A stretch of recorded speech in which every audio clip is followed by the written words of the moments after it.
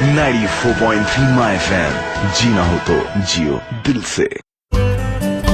આપ માણી રહ્યા છો વાર્તાઓનો સાથ આરતી સાથે 94.3 માય એફએમ ની જિંદગી એક્સપ્રેસમાં.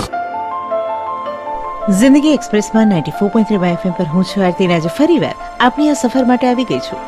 રોજે રોજ જિંદગી એક્સપ્રેસમાં આપણે ઘણા પાત્રોને મળીએ છીએ. એમની વાતો હું તમને કહું છું. તમે પણ કહી શકો છો મને કે વાર્તાઓ તમને કેવી લાગે છે. ફેસબુક પર જિંદગી એક્સપ્રેસ પેજ છે, facebook.com/ZINDHEI એક્સપ્રેસ. આ પેજ લાઈક કરો ને પછી આ પેજ પર મને લખતા રહો, કારણ કે હું તમારી તમામ કમેન્ટ્સ વાંચું છું અને જવાબ પણ આપું છું. સાથે સાથે ટ્વિટર અને ઇન્સ્ટાગ્રામ પર પણ તમે મને ફોલો કરી શકો છો. શોધી કાઢો મને આરતી પટેલ, ARTIPATEL. Stay connected. હવે આજની વાર્તા વોટ્સએપ ચેટ. રાગિણીના મોબાઈલમાં ઉપરા ઉપરી નોટિફિકેશન્સ આવી રહ્યા હતા. લાઇટ ઝબુકતી હતી મોબાઈલમાં. રાગિણીને નવાઈ લાગી. એને વોટ્સએપ કોણ કરતું હોય? અનિકેત તો ક્યારેય કરતા નહીં, સીધો ફોન જ કરી દેતા. છોકરાઓને આદત નહોતી. હા, એ લોકો પોતાનો ફોન લઈ આખો દિવસ મંતરતા, પણ મમ્મીને તો ન જ કરતા. કોણે વોટ્સએપ કર્યા ને ઉપરા ઉપરી 2-3? રસોઈ કરતા કરતા એ રાગિણીનો જીવ એમાં જ હતો. અનિકેતને ઉતાવળ ન હોત તો એણે ફોન હાથમાં લઈ જ લીધો હોત. આપ માણી રહ્યા છો વાર્તાઓનો સાથ આરતી સાથે 94.3 માય એફએમ ની જિંદગી એક્સપ્રેસમાં. WhatsApp chat. જિંદગી એક્સપ્રેસમાં 94.3 માય એફએમ પર હું છું આરતી. આજે કહી રહી છું વાર્તા રાગિણીની. બપોરે પરવારીને રાગિણીએ તરત ફોન હાથમાં લીધો. છોકરાઓ હોત તો મશ્કરી કરત, અમને કે કરે છે, પણ પોતે જ ફોન લઈને બેસી ગઈ છે. આમ તો રાગિણી પોતે સ્માર્ટફોનના મતની નહીં, પણ યુકે રહેતી બેને ખાસ કહેલું એટલે લીધેલો. બેન મંડેલી, વોટ્સએપ હોય તો સારું પડે. રાગિણીએ સસ્તામાં સસ્તો સ્માર્ટફોન લઈ લીધેલો. 2-3 દિવસે એકવાર બેન જોડે વોટ્સએપ પર વાત થઈ જતી. પણ હમણાં તો 1.5 મહિનાથી બેન બનેવીએ ફરવા ગયેલા ઇટલી ને સ્વિટ્ઝરલેન્ડ. વાતોને વોટ્સએપ થતા નહોતા. એવું કોઈ ફ્રેન્ડ સર્કલ નહોતું કે એવું કોઈ ગ્રુપ નહોતું કે જ્યાં વાત થાય. રાગિણીને એટલે જ તો કુતૂહલ થયા કરતું હતું કે આ વોટ્સએપ કર્યા કોણે. ને એણે ફોન હાથમાં લેતા ધાર્યું તો એમ જ થયું, અજાણ્યા નંબર પરથી વોટ્સએપ. પહેલા તો રાગિણીને થયું કે કોઈ માર્કેટિંગ વાળાના હશે કે પછી કોઈ હેરાન કરતું હશે. પણ પછી એની નજર પડી. ગુજરાતીમાં લખાયેલો સંદેશો હતો.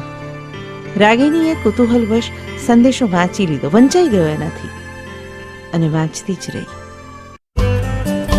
આપ માણી રહ્યા છો વાર્તાઓનો સાથ આરતી સાથે 94.3 માય એફએમ ની જિંદગી એક્સપ્રેસમાં. WhatsApp chat. જિંદગી એક્સપ્રેસમાં 94.3 માય એફએમ પર હું છું આરતી. આજે કહી રહી છું વાર્તા રાગિણીની. પીડા થાય છે જ્યારે આપણા જ આપણને સમજતા નથી. આવો મેસેજ હતો પહેલો, ને પછી આને જ લગતી એકાદી શાયરી.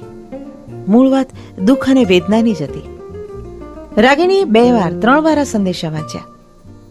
કોણે લખ્યો હતો આ મેસેજ અને રાગિણીને શું કામ લખેલો? ડીપી પણ બરાબર દેખાતો નહોતો.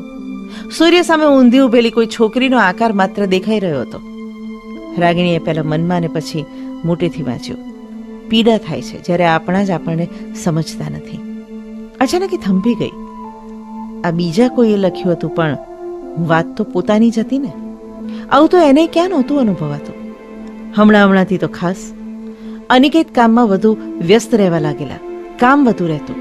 12 ગામ દોડાદોડીએ રહેતી ને પોતે ઘરમાં એકલી. બાળકો, સાસુ સસરા, ઘર સંસાર, કોઈનું મરણ, કોઈની માંદગી, કોઈના લગ્ન, કોઈની જનોઈ ઊંચી જ નહોતી આવતી. ઉપરથી મેનોપોઝનો સમય. મન આળું બની જતું હતું. ને આવા તો કેટલા બનાવ બનતા રહેલા. તે રાતે જ્યારે અનિકેતને કહેલું ત્યારે. આપ માણી રહ્યા છો વાર્તાઓનો સાથ આરતી સાથે 94.3 માય એફએમ ની જિંદગી એક્સપ્રેસમાં. WhatsApp chat. જિંદગી એક્સપ્રેસમાં 94.3 માય એફએમ પર હું આરતી. આજે કહી રહી છું વાર્તા રાગિણીની. અનિકેતને સેમિનાર માટે ઉટી જવાનું હતું ત્યારે. બાળકોને એક્ઝામ્સ હમણાં જ પૂરી થયેલી. રાગિણીએ રાત્રે હિંચકા પર અનિકેતની બાજુમાં ગોઠવાતા પૂછેલું, હું આવું ઉટી તમારી સાથે? મને જરા ચેન્જ રહેશે. અનિકેત ફોનમાંથી માથું ઊંચું કર્યા વગર સહેજ ઉપહાસથી બોલ્યો હતો, તારે શેનો ચેન્જ જોઈએ રાગિણી? તું ક્યાં કંઈ કરે છે? ઘરમાં જ હોય છે આખો દિવસ. જરા અમારા જેવાને પૂછ, બહાર રખડવામાં કેટલો થાક લાગે છે. ચેન્જ જોઈએ તો મારે જોઈએ. તું તો ખાઈ પીને જલસા જ કરે છે ને યાર. કંઈક ઇરિટેટ થયેલો, કંઈક ચીડાયેલો અનિકેત બગાસું ખાતા ખાતા અંદરના રૂમમાં ચાલ્યો ગયો. અને રાગિણી ત્યાં જ બેસી રહી. ખરેખર ખરાબ લાગે એવું અનિકેત બોલ્યો હતો કે એને ખરાબ એ લાગેલું કે એ અનિકેત બોલેલો? સવારે 5 વાગે ઉઠવું, સાસુ સસરાને હાથમાં ચા આપવી, નાવાનું પાણી ગરમ કરવું, દૂધ ચા પાણી બનાવવા, ટિફિન ભરવા, રસોઈ કરવીથી માંડીને રાત્રે 12 વાગે માંડ પથારીમાં પડતી રાગિણીને થાક લાગી શકે એવું અનિકેત કેમ સમજતો નહોતો? ને આ વાત કોઈ અજાણ્યાએ આકસ્મિક રીતે જ રાગિણીને વોટ્સએપ પર લખી આપેલી. સાચી જ વાત હતી. પીડા પોતાના જ આપે છે. આપ માણી રહ્યા છો વાર્તાઓનો સાથ આરતી સાથે 94.3 માય FM ની જિંદગી એક્સપ્રેસમાં. વોટ્સએપ ચેટ જિંદગી એક્સપ્રેસમાં 94.3 માય FM પર હું છું આરતીને આજે કહી રહી છું વાર્તા રાગિણી અને અનિકેતની. રાગિણીએ પોતાનો ફોન હાથમાં લીધો. જે અજાણ્યા નંબર પરથી વોટ્સએપ મેસેજ આવ્યો હતો એને એણે પૂછ્યું કે હુ ઇઝ ધીસ? તરત સામેથી જવાબ આવ્યો, ઈશા. રાગિણીએ લખ્યું, do I know you? By the way, I am Ragini. 3-4 second થઈ હશે ને સામેથી સોરી લખાઈને આવ્યું. ઓબ્વિયસલી રોંગ નંબર હતો આ. રાગિણીએ ફોન બાજુમાં તો મૂકી દીધો ને પણ એનાથી રહેવાયું નહીં. એણે તરત ફોન હાથમાં લીધો ને સામે લખ્યું, ઇટ્સ ઓલ રાઈટ, પણ એક વાત કહું, બહુ સંવેદનશીલ થવામાં મજા નથી, વધુ પીડા ભોગવવી પડે છે. લખી તો નાખ્યું પણ પછી એને થયું કે શું કામ લખ્યું? પોતે તો સંવેદનશીલ થતી જ હતી, પોતાને વધુ પીડા થતી જ હતી. આ તો સામેવાળી બિચારી છોકરી વધુ હતાશ થઈ જશે.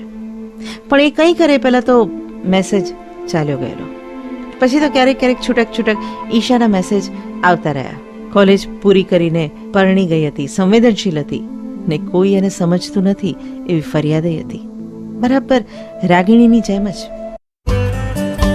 આપ માણી રહ્યા છો વાર્તાઓનો સાથ આરતી સાથે 94.3 માય FM ની જિંદગી એક્સપ્રેસમાં. જિંદગી એક્સપ્રેસમાં 94.3 માય FM પર હું છું આરતીને આજે કહી રહી છું વાત વોટ્સએપ ચેટ. એ અજાણી છોકરી ઈશાનો સંદેશો તો આવી ગયો, પીડા પોતાના જ આપે છે એવું કંઈક. કદાચ એને પીડા થતી હશે પણ રાગિણી પોતાના ભૂતકાળમાં સરી ગઈ. છોકરાઓને ઘરની સંભાળ રાખવા માટે રાગિણીએ નોકરી છોડી દીધેલી, પોતાના શોખ, પોતાની ઈચ્છાઓ બધું જ પાછળ છોડી દીધેલું. બહુ સુંદર ગાતી રાગિણીને સાથે ઇંગ્લિશની પ્રોફેસર, એ સૂર, એ તાલ, એ શેક્સપિયર, એ રોબર્ટ ફ્રોસ્ટ, બધું. દહીંનું મેળવણ, શર્ટના તૂટી ગયેલા બટન, મેલા થઈ ગયેલા પડદાઓ ને સવારના 3 કલાક માટે જ આવતા પાણીમાં છૂટી ગયેલું. છોકરાઓ મોટા થઈ ગયા પછી એમના જીવનમાંથી એ હટી ગઈ એમ લાગતું. મમ્મી તને ન ખબર પડે, બાળકો કહેતા હતા. મમ્મી આ બધું તમારે વખતે નહોતું. રાગિણીને કંઈક ખૂંચતું. નવો જમાનો જૂનો જમાનો એ શું વળી? એ પોતે પણ બહારગામ જતી ત્યારે જીન્સ પહેરતી, કોન્ટિનેન્ટલ ડિશિસ રાંધી જાણતી ને ટેલર સ્વિફ્ટના ગીતો સાંભળી લેતી.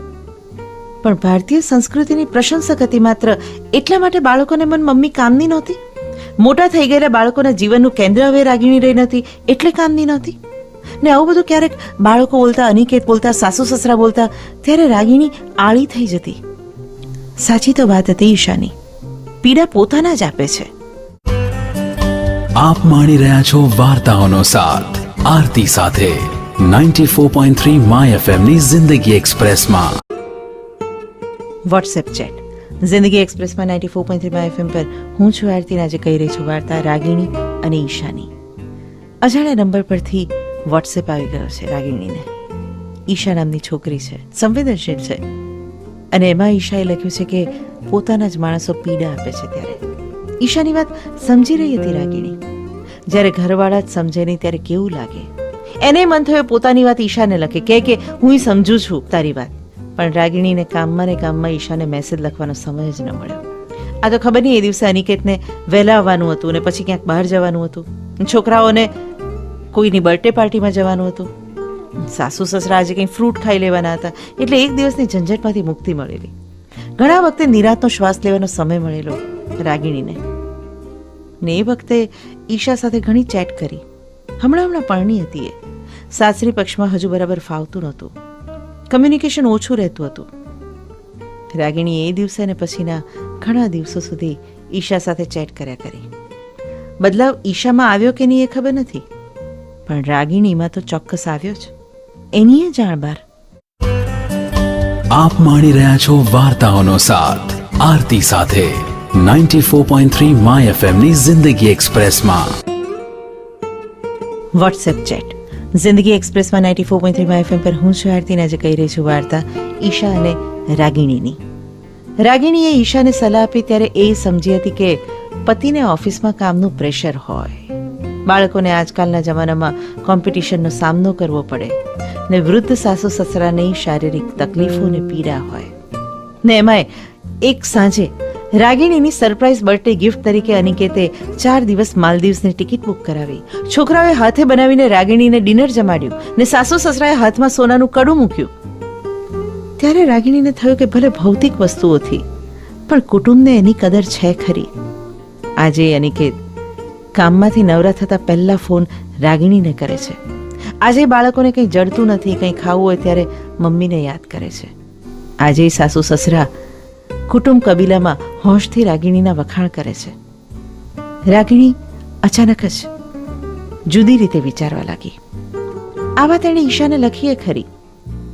આપણા વાળા પીડા આપતા હોય એવું માની લેવા પહેલા ચકાસી લેવું કે ઘણીવાર આપણી અપેક્ષા તો વધારે પડતી નથી ને.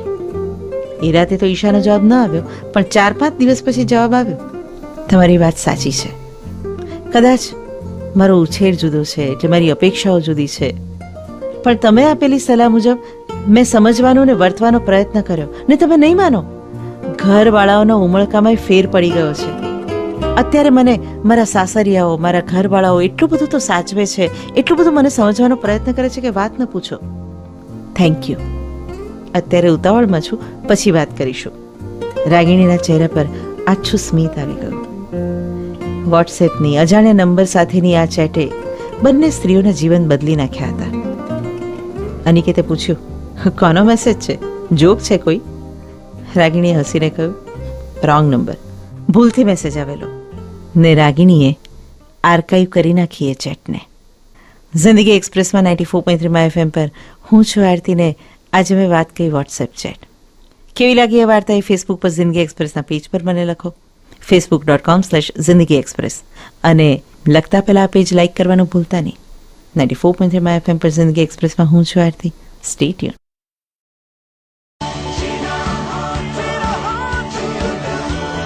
नाड़ी 4.3 माय FM जीना हो तो जियो.